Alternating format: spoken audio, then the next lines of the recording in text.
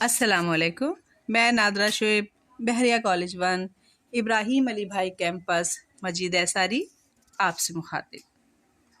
عزیز طلباء و طالبات، آج میں نے آپ کے لیے جس عنوان کا انتخاب کیا ہے وہ ہے خواجہ میر درد کی غزل نمبر 1۔ غزل سنیے۔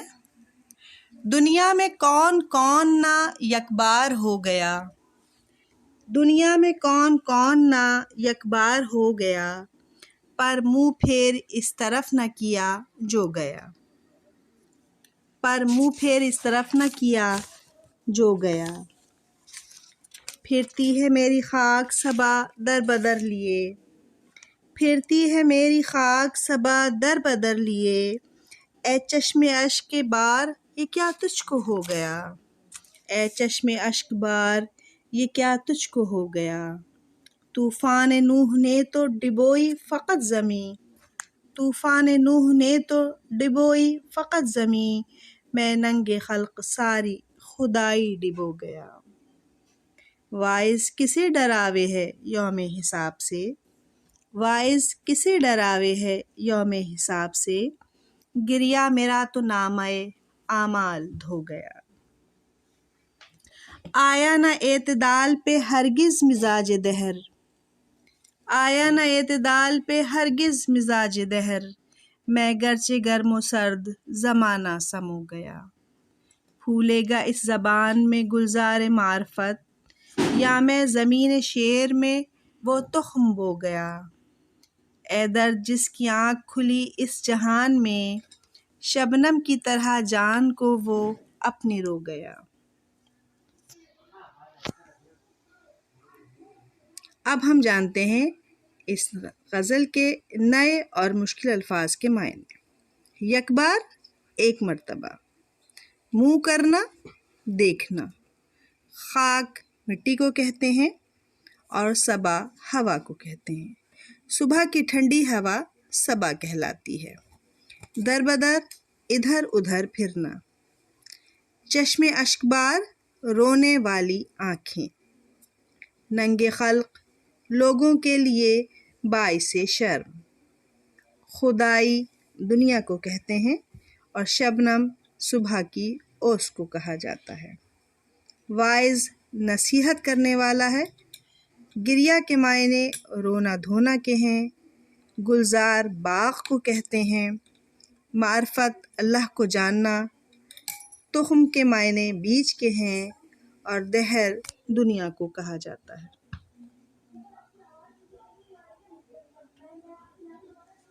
اب ہم خواجہ میر درد کے مختصر تعارف کی طرف آتے ہیں۔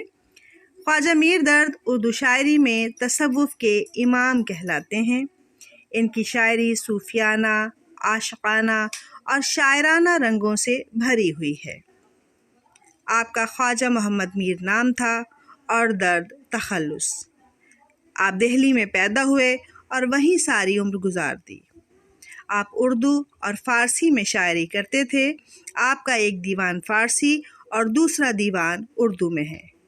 آپ اردو کے پہلے صوفی شاعر قرار پائے۔ آپ کی اہم کتابوں میں اثار الصلوات، درد دل، نالہ درد اور آہ سرد خاص ہیں۔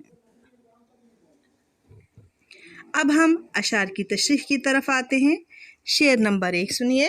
دنیا میں کون کون نہ یک بار ہو گیا، پر منہ پھیر اس طرف نہ کیا جو گیا۔ غزل کے مطلع میں میر تقی میر اس حقیقت کی طرف اشارہ کر رہے ہیں کہ دنیا نہ جانے کب سے قائم ہے۔ یہاں اب تک بے شمار لوگ آ چکے ہیں۔ یہ لوگ مختلف حیثیتوں کے مالک تھے۔ کوئی امیر، کوئی غریب، کوئی بادشاہ اور کوئی فقیر۔ لیکن ایک حقیقت ایسی ہے جس سے انکار ممکن نہیں ہے، اور وہ یہ کہ جو بھی اس دنیا میں آتا ہے اس کی خوبصورتی سے متاثر ہو کر ہمیشہ رہنے کی خواہش کرتا ہے۔ اکثر لوگ دنیا میں اتنا محو ہو جاتے ہیں کہ آخرت کو فراموش کر بیٹھتے ہیں، یہاں تک کہ کوچ کا حکم آ جاتا ہے۔ لیکن جب یہاں سے رخصت ہونے لگتے ہیں تو ان پر یہ راز کھلتا ہے کہ یہ ایک بری جگہ ہے، سراسر دھوکہ ہے اور مومن کے لیے تو گویا قید خانہ ہے۔ اسی لیے یہاں سے ایک بار جا کر اس کی طرف پلٹ کر دیکھنا بھی گوارا نہیں کرتے۔ اسی کیفیت کو شاعر نے منہ پھیرنا کہا ہے۔ انسان اسی جگہ سے منہ پھیر کر جاتا ہے جسے ناپسند کرتا ہے۔ شعر نمبر 2، پھرتی ہے میری خاک صبا در بدر لیے، اے چشم اشک بار یہ کیا تجھ کو ہو گیا۔ میر درد اس شعر میں اپنی آنسو برساتی آنکھوں سے مخاطب ہیں۔ وہ کہتے ہیں کہ اے آنکھوں، تم نے کون سے ایسے غم دیکھے ہیں کہ یوں اشک فشاں ہو۔ دراصل دہلی اس وقت بربادی کی تصویر بنا ہوا تھا اور اس کے رہنے والے رنج و غم برداشت کر رہے تھے۔ ان میں میر درد خود بھی شامل تھے۔ داخلی اور خارجی اثرات نے درد کے دل کو اس قدر بے چین کیا کہ بے اختیار ان کی آنکھوں سے آنسوؤں کی جھڑی لگ گئی۔ یہاں شاعر تجاہل عارفانہ سے کام لے کر سوالیہ انداز اختیار کر رہے ہیں۔ حالانکہ انہیں معلوم ہے کہ ان کی آنکھوں میں یہ آنسو کیوں آئے ہیں۔ گردش زمانہ کے ہاتھوں لوگوں کی دہلی سے ہجرت کو در بدر ہونا قرار دیا ہے۔ اس در بدری نے بے اختیار آنکھوں کو آنسو بہانے پر مجبور کر دیا ہے۔ یہی وجہ ہے کہ میر درد خود اپنی آنکھوں سے آنسو بہنے کا سبب پوچھ رہے ہیں۔ آنسوؤں پر کس کا اختیار نہیں ہوتا ہے، شدت غم سے یہ باہر آ ہی جاتے ہیں۔ طوفان نوح نے تو ڈبوئی فقط زمیں، میں ننگ خلق ساری خدائی ڈبو گیا۔ یہ تلمیح کا شعر ہے، یاد رکھیے گا۔ تلمیح کیا ہے؟ شعر میں کسی تاریخی واقعے کا بیان تلمیح کہلاتا ہے۔ طوفان نوح کے ذکر کی وجہ سے اس میں تلمیح کی خوبی پیدا ہوئی ہے۔ شاعر کہتے ہیں کہ حضرت نوح علیہ السلام کی قوم بڑی گناہ گار تھی، جس کی وجہ سے اللہ تعالیٰ نے ان پر عذاب نازل کیا۔ آسمان سے اتنا پانی برسا کہ زمین کی ساری چیزیں پانی کے اس سیلاب میں ڈوب گئیں۔